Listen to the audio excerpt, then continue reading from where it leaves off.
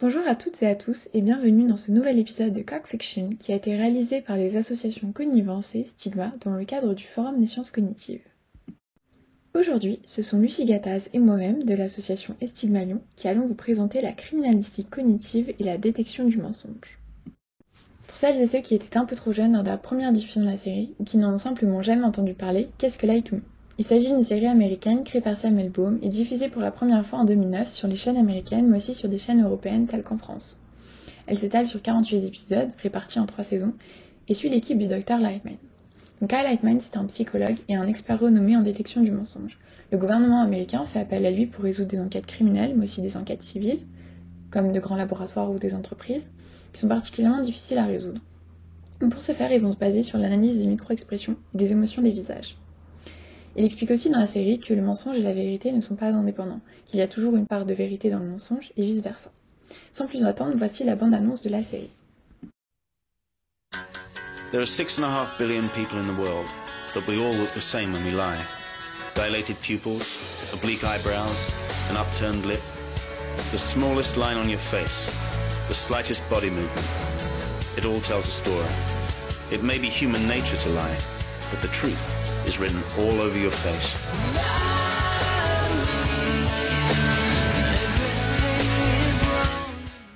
We're going to skip that one.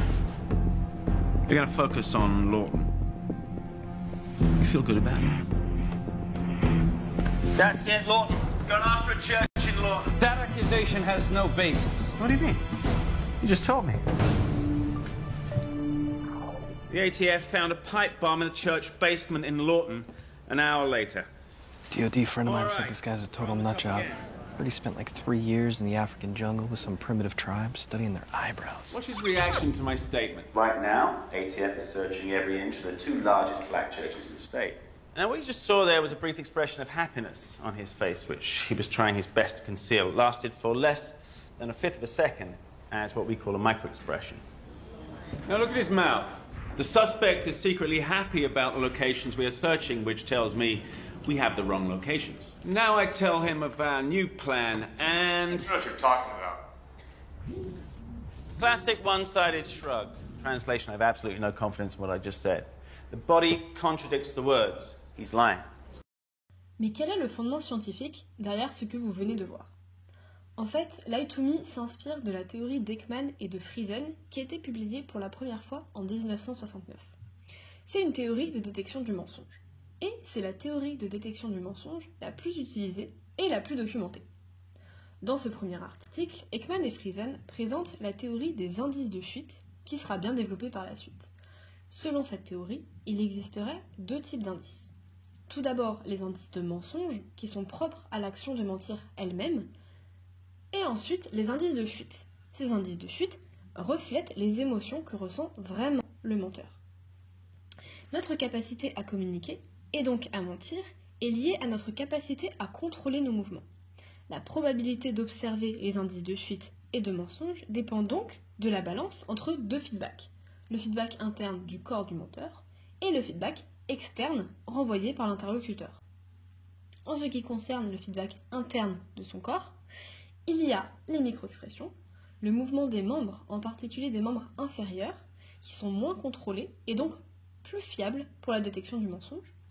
Et il y a aussi le visage. Il est très bien observé, mais aussi très facile à contrôler de manière fine. Et les résultats qui sont importants ici sont les mouvements parasites au niveau des jambes et des membres inférieurs lorsque l'on ment. Ekman, lui, s'est concentré sur les micro-expressions du visage, comme Cal Lightman dans Lie to Me, parce que ces micro-expressions sont beaucoup plus difficiles à contrôler. Yeah. Don't these micro-expressions vary depending on the person? Let's leave this up and we'll go to the Kato Kalin footage from the OJ trial. Mr. Kalin, you got a lot of money for your appearance on Current Affair, didn't you? Yeah. Scorn. Scorn. Huge scorn. Shame, shame, and shame. Contempt. These expressions are universal. Emotion looks the same whether you're a suburban housewife or a suicide bomber. The truth is written on all our faces. Dans l'extrait que vous venez de voir, Cal Lightman répond à un participant qui lui demande si les micro-expressions varient d'un individu à un autre. Il montre donc des exemples d'expressions faciales identiques, telles que le mépris et la honte, pour appuyer son propos. Et son propos est que les micro-expressions et les expressions faciales sont universelles. En fait, la théorie d'Ekman est plus complexe. Selon Ekman, il existe 7 expressions faciales qui sont universelles. Chacune d'entre elles a permis à l'homme de s'adapter à son milieu au cours de l'évolution. Le mépris en fait partie, ainsi que la colère et la joie par exemple. Mais de nombreuses critiques ont été faites par les chercheurs à l'encontre de Lightman. Et tout d'abord, nous avons Bond et De Paolo en 2006. La première chose qu'ils critiquent est que dans la série, Cal Lightman est le meilleur expert en détection de mensonges au monde, car il serait naturellement doué pour ça. Dans les faits, cela n'est pas possible. Même si Ekman et O'Sullivan ont montré que les agents de la CIA avaient des taux de détection à 80%, cette étude présentait quelques problèmes méthodologiques et n'a jamais été répliquée, elle n'a jamais été vérifiée, donc on ne peut pas dire que c'est quelque chose qui est vrai. Ce qui par contre a été montré dans de nombreuses études, c'est qu'il n'y a pas de différence individuelle significative dans le fait de bien détecter le mensonge. Bond et De Paolo ont même découvert que notre précision de détection du mensonge est égale à 54%. En d'autres termes, lorsqu'on veut détecter un mensonge, on est à peine plus performant que si on répondait au hasard. Ce résultat s'explique en partie grâce au biais de vérité. Ce biais nous touche tous au quotidien. Il correspond au fait que dans une conversation avec un ami, avec un voisin, on part du principe que notre interlocuteur est sincère avec nous. On ne cherche pas constamment à savoir s'il nous ment. D'autres chercheurs qui ont critiqué Light2Me sont Levin et ses collaborateurs en 2010. Une des premières erreurs qu'ils ont relevées est que la théorie d'Ekman est présentée comme vraie et efficace, alors qu'elle est aujourd'hui encore en concurrence avec d'autres théories qui sont viables. Et ce point est encore plus problématique quand on sait que les techniques de détection du mensonge de Light2Me sont en fait un mélange entre la théorie d'Ekman et la fiction. Tout cela peut inciter les téléspectateurs à accepter la théorie de Lightman comme un fait, donc il y aurait une émergence d'une fausse croyance, mais aussi créer des attentes quant à leur capacité à détecter le mensonge en appliquant les techniques de Lightman. Levin et ses collaborateurs ont donc décidé de s'intéresser à ce dernier point. Est-ce que regarder un épisode de Light2Me influence le spectateur dans sa manière de détecter les mensonges ? Ils ont trouvé que les spectateurs recherchent activement les mensonges, comme Cal Lightman, ce qui diminue leur biais de vérité.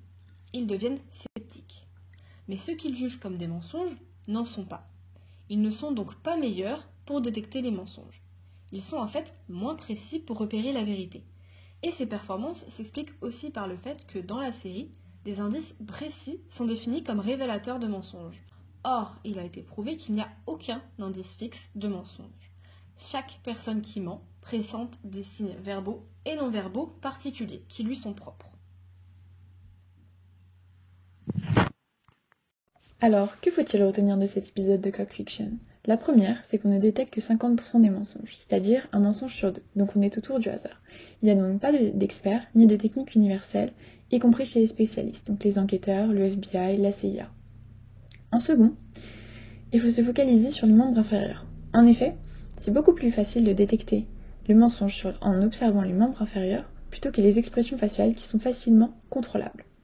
En dernier, il est parfois dangereux de regarder des séries telles que Light2Me, car elle est très fictive et repose sur peu de faits vérifiés, à tel point que ça a rendu certains spectateurs sceptiques et qui détectent donc moins bien la vérité. Vous trouverez ici quelques sources importantes à la compréhension de cette Coq Fiction. Le premier est un article de Bond et De Paolo qui présente leur théorie sur la détection du mensonge. Le second est un article qui montre l'impact de Light2Me sur les personnes qui le regardent. Et le dernier pour approfondir et pour expliquer les différences entre la théorie et la fiction. Bonne journée!